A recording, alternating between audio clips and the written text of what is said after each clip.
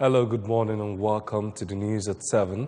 I am David Okwasile. We begin with the headlines. State government reassures on completion of Mmiata Nzam Road Bridge. A new Chief Magistrate Court inaugurated at Achena, Agwata Council area.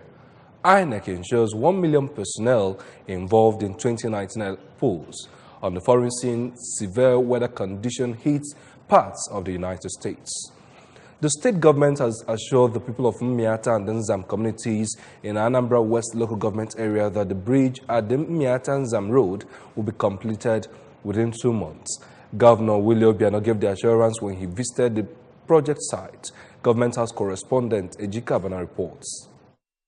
According to the governor, his administration is determined to connect Nzam to Olumbanasa, whose people go to Delta State to sell their produce due to lack of access road. The governor said that the road has been raised significantly to ensure that vehicles ply the road even during flood, calling on the people of the area to support ABGA candidates in the forthcoming elections to sustain the tempo of development in the state. The flow of this water, and he said he can use water turbine to generate electricity for the whole of the community around here. I would like this water to supply Aguleri and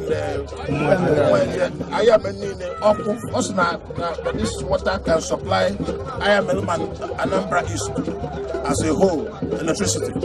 The governor, accompanied by his wife, Dr. Mrs. Ebelechukwu, also inspected the level of work at the 11.7 kilometer access road and 100 meters bridge from Umeje Oil Well, Aguleri Otu, where he stressed that he has mobilized the contractor, saying that when completed, the road will facilitate access to the agrarian communities in the area instead of going through Enugu State. The Commissioner for Works, Mr. Marcel Ifejiofo, said that the contractor has adhered strictly to specifications, expressing optimism that they will deliver in a record time. This bridge is historical and monumental.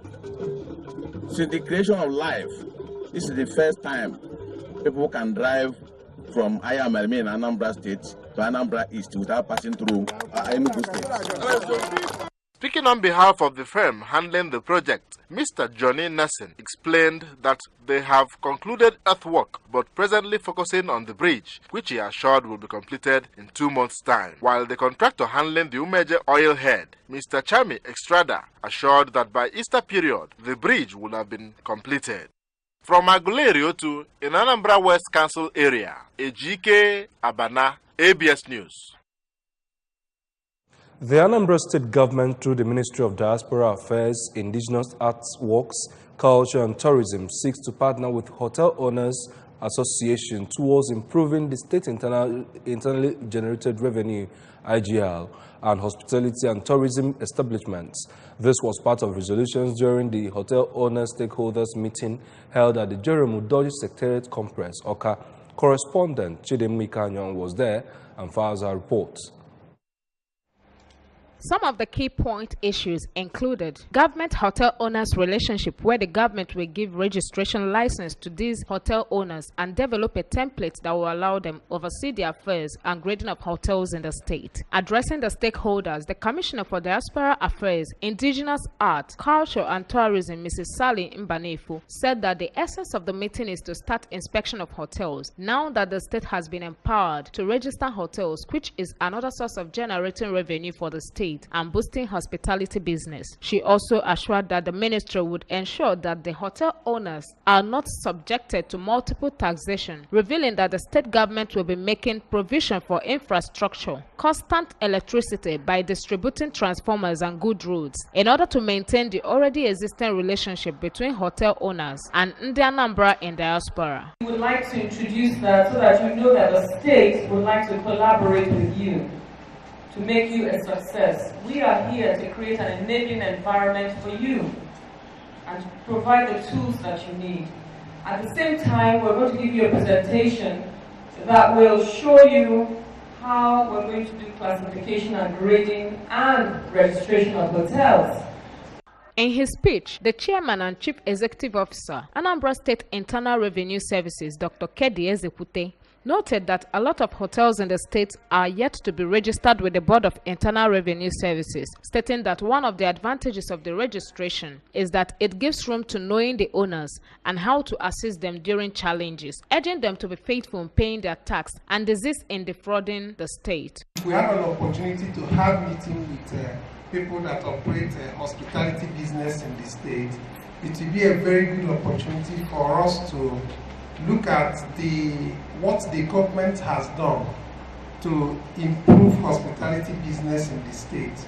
In her presentation titled Hospitality and Tourism Establishment, a resource person and special assistant to the governor on tourism, Lady Colette Mwadike, enumerated the different things that rate a hotel to include locality, capacity, room service, staff and service, hygienic environment, amongst others. The owner of every hospitality and tourism establishment shall, within the commencement of operation, apply to the ministry in the prescribed form for the registration, classification, or reclassification of such hospitality or tourism establishment. There were also questions and answer section where certain issues bordering the stakeholders were cleared. Now it has been concluded again that all hotel owners will have to register their hotel in order to generate revenue for the Anambra state, and more so for proper and open policy with the Ministry of Diaspora Affairs. From Jerome Udoji Secretariat, I am Chidema Ikanyon, reporting for ABS News. Chief Magistrate Court has been inaugurated in Achinagwata local government area. The court was commissioned by the State Chief Judge, Justice Peter Umade. Queen Anibogu was there and now reports. Anibife 8th grade Achina took up the building of the Chief Magistrate Court as its outing project and contributions to community development in line with tradition of the community. The features of the court, which has facilities for physically challenged persons, include the main courtroom with additional 6 rooms, convenience and water tank to supply water to the court, among others. Speaking during the occasion, the State Chief Judge, Justice Umadi, thanked the Achina people for building the edifice and disclosed that the court, which has 21 staff, will serve 5 towns of Achina: Umuchu, Oga, Akpo, and Amesi. Government na-abịa n'ụdị ọbụla n'ọmmepe ka a na-eweta, n'ọganihu ka a na-eweta. Ọ ya ka anyị ji wee bịa Achịna sị ka anyị meghe Magistrate Court na Achịna. Ị na-anya efu na Magistrate Court anyị na-emeghe na Achịna na ọ nọ n'okpuru Agwata local government area.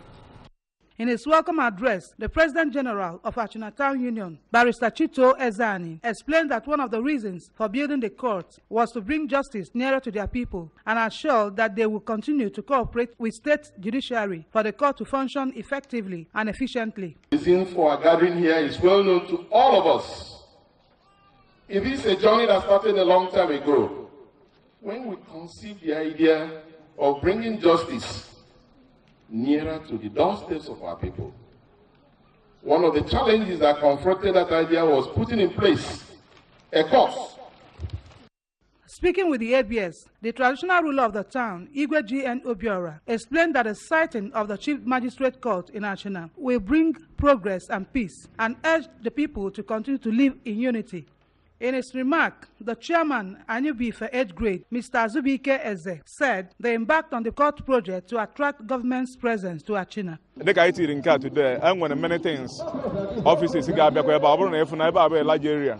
The spaces for Hinda. I know why it's that Nobro only Kaipota as age grade. That night or airpota.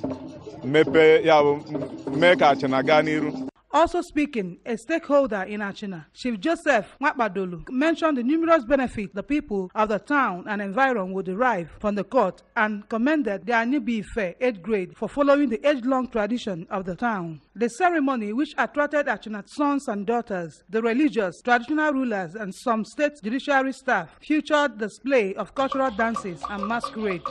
From Achina, Agwata Council area, Queen Anibogu, ABS News. Now to Abagan and Nemo communities in Njikoka local government area have endorsed the second term bids of Senator Victor Honorable Dozie Nwankwo and Honorable Pete Ibida. The senator representing Anambra Central at the National Assembly, Senator Ume, and other lawmakers received the endorsement when he took his campaign rally to the communities in company of the State Deputy Governor, Dr. Nkem Okeke. Correspondent Emmanuel Okonkwo was there and now completes the story.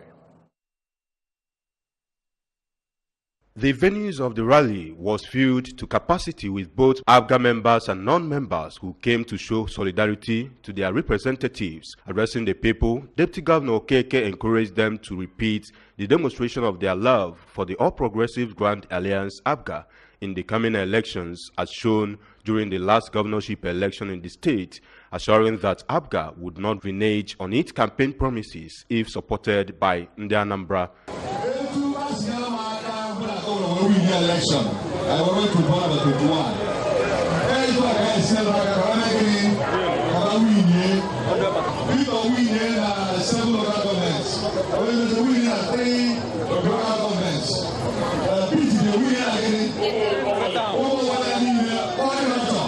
In his speech, Chief Umeku expressed joy on the massive turnout of the people at the event, advised them not to be deceived by money-bag politicians during the elections, but to vote massively for ABGA to sustain equitable distribution of democracy dividends in the areas and the state at large.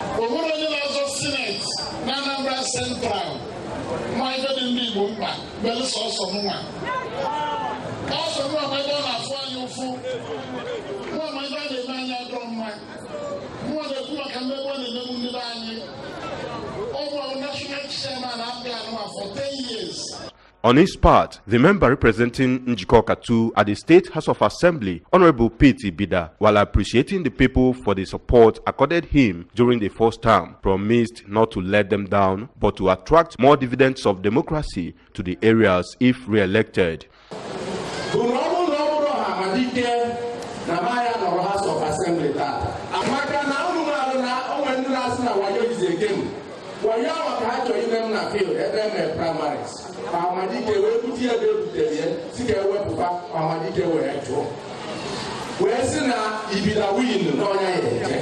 In their remarks, the President General of the Communities, Sir Ikem Onwade of Abagana, and his Nemo counterpart, Chief Tony Ibuka, announced the community's total support for all ABGA candidates in the areas, as according to them, Senator Ume and other lawmakers have proven their mettle in the areas as their good works speak for them. From Nimo community in Njikoka local government area, I am Emmanuel Okonkwo, reporting for ABS News.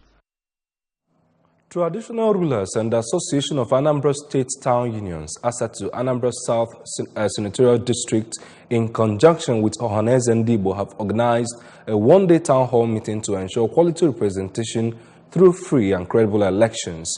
The meeting, which took place at Otolo Newi, was well attended by security agencies, politicians, President General, and the State President Ohaneze Ndibo, Chief Damian Okeke-Ogene, among others. Correspondent Emmanuel Chibata has details.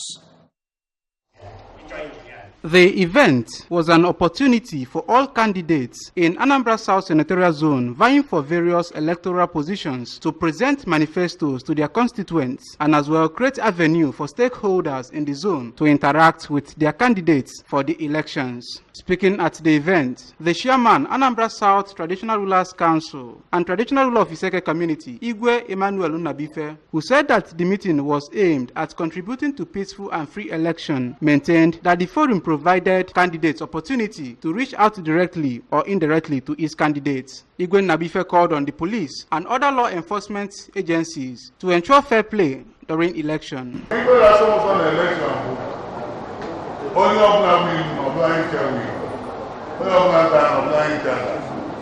So in this contest, only one person will demand winner. And we must prepare ourselves to accept with victory or accept defeat. In a speech, the State Director, National Orientation Agency, Barrister Charles Mwaji, represented by the Deputy Director of the agency, Mr. Joseph Ushendo, who expressed dissatisfaction with the number of unclaimed permanent voter cards, PVCs, called on electorate to go to INEC offices in their local governments to collect their PVCs to enable them elect candidates of their choice. Democracy nọ na bai ọkwọ na eziokwu yes a na-akụ itu ndị Igbo na-akụ itu agbakọ ọ bụrụ anọkọta ewepụta okwu ma ọ bụ emere ofu ihe a ya akpọ ọgbakọ ndị mmadụ anọdụ ebe ahụ tụlee ihe wee sị na ọ bụ nke a ka anyị kwadoro. In his speech, the state president Ohaneze Ndigbo, Chief Okeke Ogene, who lamented the challenge of electoral fraud in the Nigerian political system, urged the candidate to aim towards quality representation. You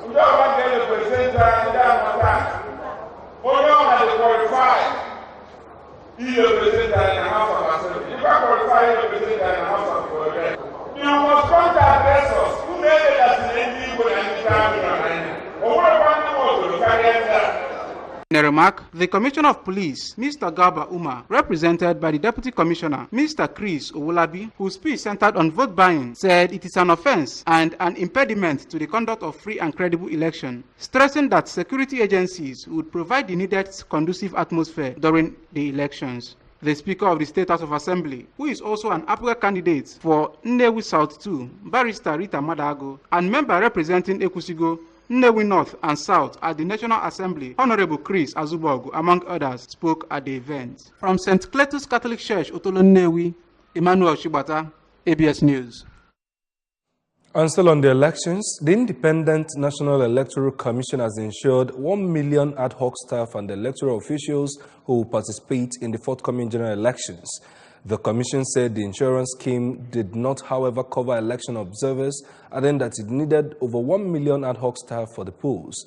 The chairman of INEC, Professor Mahmoud Yakubu, stated this at a forum tagged Dialogue with Nigeria Women Towards the 2019 Elections, organized by the Electoral Agency with support from the European Center for Electoral Support, held in Abuja.